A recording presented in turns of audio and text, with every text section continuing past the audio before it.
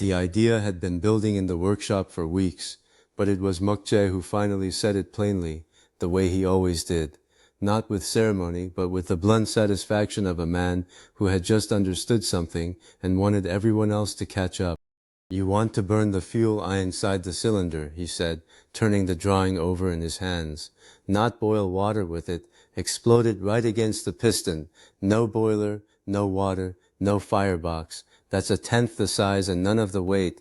That's a thing you could put under a wagon, teacher. He wasn't wrong. He was in fact exactly right, and I told him so. Steam burns its fire across the room and sends a servant to do the work, I said.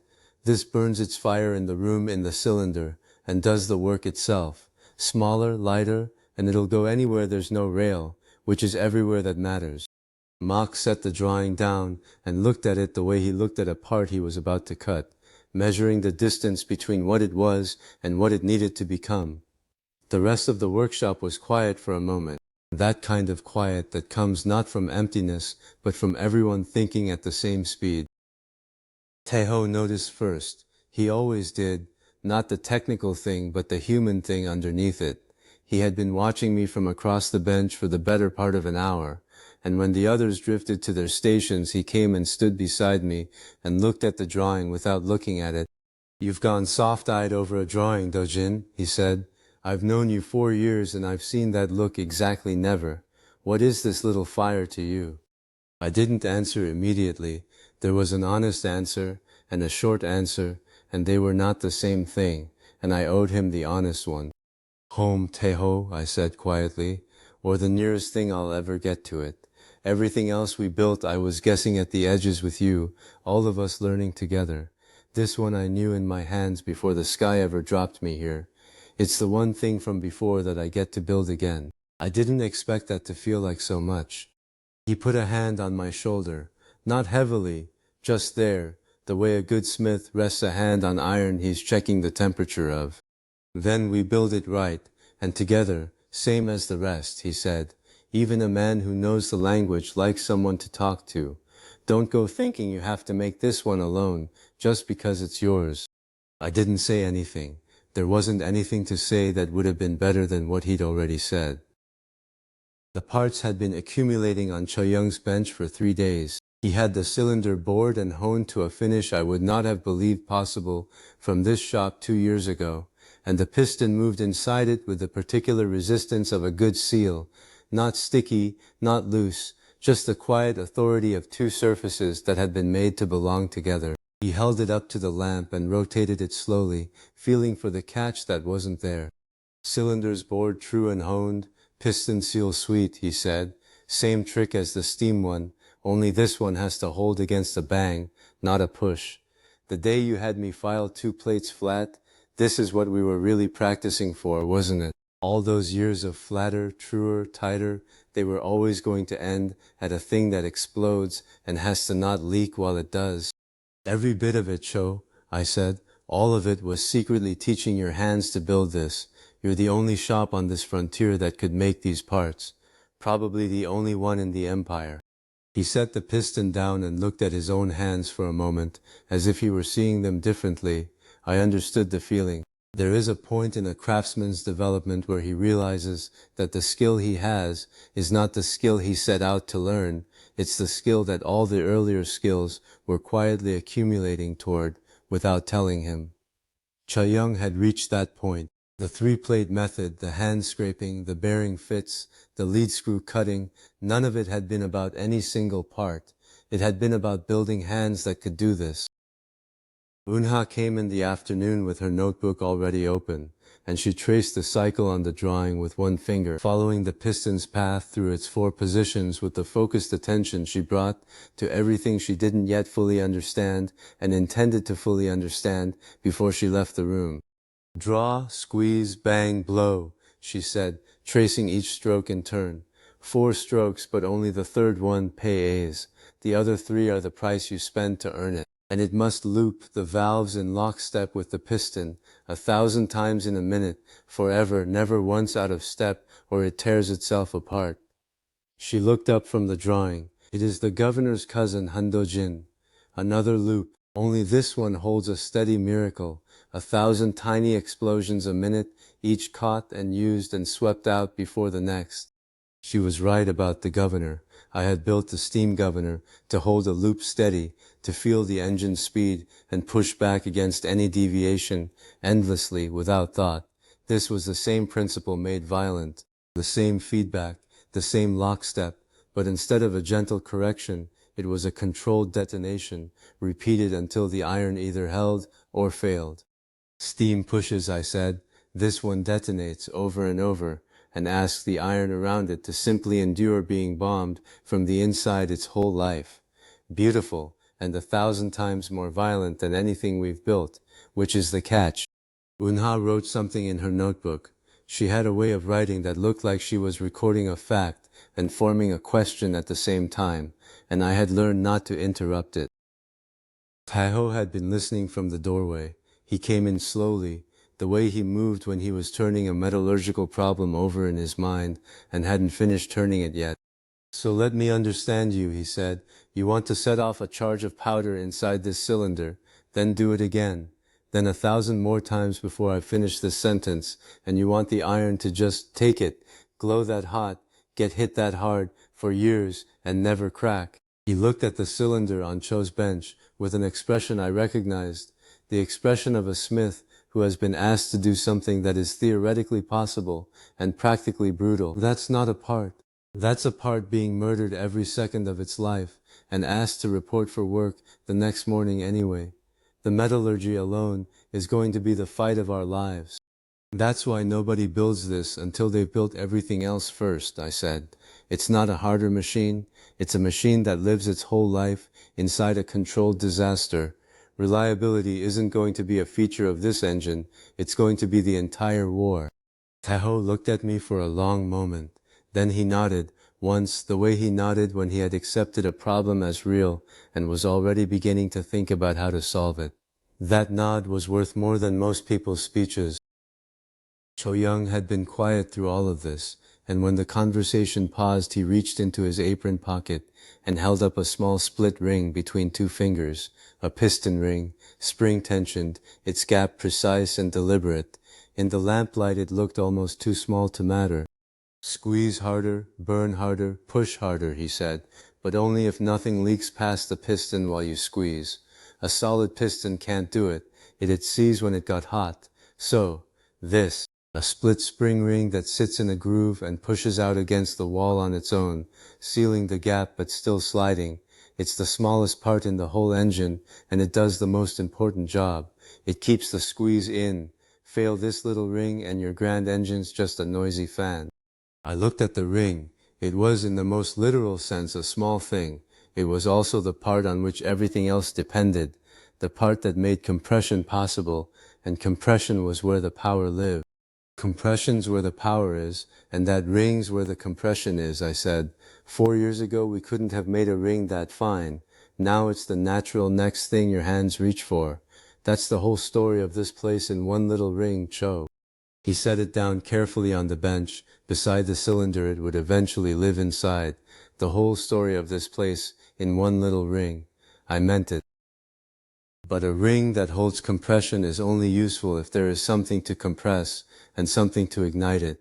I had been circling these two problems for days, and it was time to say them plainly. 2 walls, and they're tall, I said to everyone and no one in particular. 1, tokens named, what does it burn? Steam will boil off any fire, but this needs a fuel that turns to vapor and explodes clean inside a cylinder, and we don't have a barrel of that lying about. We have to make it. 2, how do we light it? Precisely, at the top of every squeeze, 1,000 times a minute, with no lightning in a jar, no electrics. We've built a perfect engine that can neither eat nor strike a match. Next we solve eating. Eun-ha closed her notebook and looked at me with an expression that was not quite a smile, but was adjacent to one. The expression she wore when a problem had just become interesting enough to be worth her time. A mouth and no food, a lamp and no flint, she said. Then we are chemists now, Do-jin, whether we trained for it or not. Show me what this country has that burns, and I will find you the one that burns hard enough. We did not wait long to test the principle. Mok Jae had been eyeing the apothecary's jar of wound spirit for 2 days, and when I finally told him to go ahead, he practically ran for the crank handle. The first attempt produced nothing. The second produced a cough. The third. The bang was sharp and immediate and entirely real, and Mok Jae snatched his hand back from the crank with the startled yelp of a man who had been intellectually prepared for an explosion and physically surprised by it anyway. He stood there shaking his stung hand, laughing in a way that was mostly shock and partly the pure animal delight of a craftsman who has just watched something he built do exactly what it was supposed to do. "It banged," he said. "One spin, one bang, and it nearly took my knuckles off. That's the smaller fire. That's a real one." He looked at the empty jar, and his expression shifted. "And that's the last of the apothecary's wound spirit, isn't it? The whole jar for one bang. We can light it. We just can't feed it. Not yet." "One bang, Muck," I said, "but it was the right bang. Now you felt it. That's the engine that ends our dependence on everything. And it ran for one stroke on a fortune in medicine.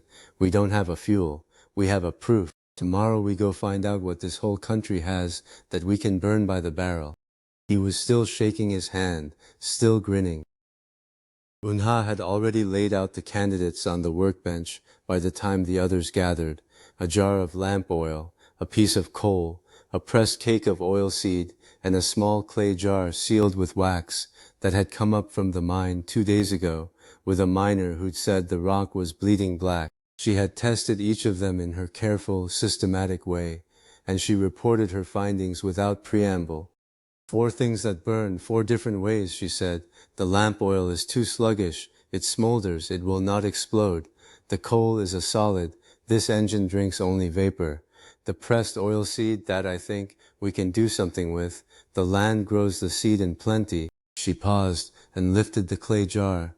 The wax seal had been broken, and the smell that came from it was dark and mineral and faintly sweet in a way that made the back of my throat tighten. But this one, this black bleeding from the rock, you went very still when the miner set it down. Tell me what your face is not saying." I had been hoping she hadn't noticed that. Of course she had noticed. I know that where the earth bleeds tar like that on the surface, there's very often a sea of something lighter and far more eager trapped in the rock beneath it, I said, choosing the words carefully. If I'm right about what's down there, it's the best food this engine could ever ask for, in quantities that could run a frontier. But I might be wrong, and digging for it is its own war. The oilseed is the sure thing.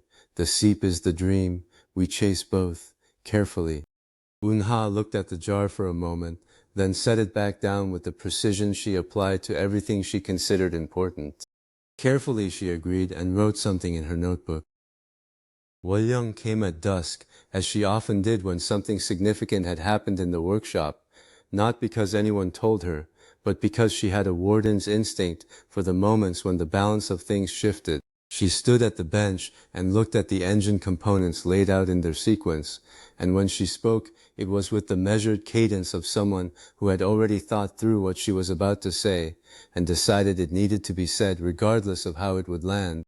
"I won't rush your chemistry. I've learned what rushing a boiler costs us," she said, "but understand what you're building, from where the empire sits.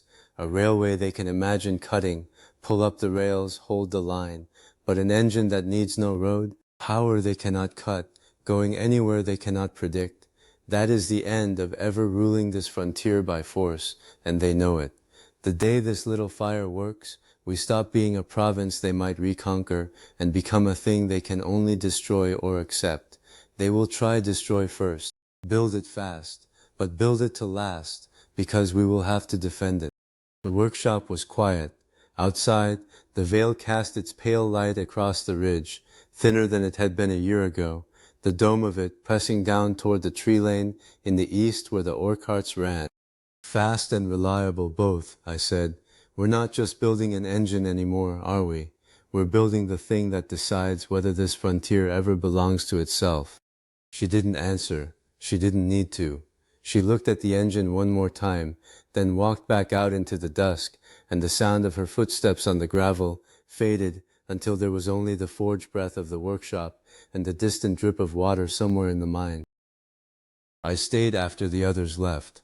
I do that sometimes. Stay with a machine in the quiet, the way my grandfather used to stay in his restoration shop after closing, just sitting with whatever piece he was working on, not doing anything, just being present with it.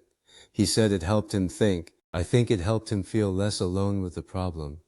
The engine sat on the bench in pieces, cylinder, piston ring, crank, the little valve housings that Mok Jae had filed to fit, one bang on a thimble of medicine spirit, the right bang, the proof that the principle was sound, and the fuel problem was real, and the ignition problem was real, and none of it was going to be easy, and all of it was going to be necessary.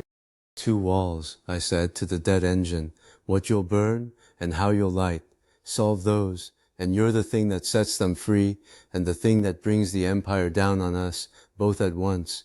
You're worth it either way, you always were.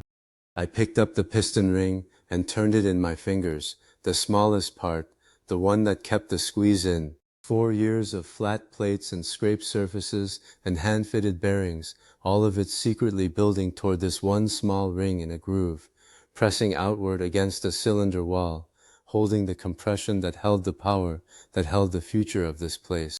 Let's go find out what this country bleeds, little fire, I said. Then we'll teach you to strike your own match. I set the ring down beside the cylinder and put out the lamp.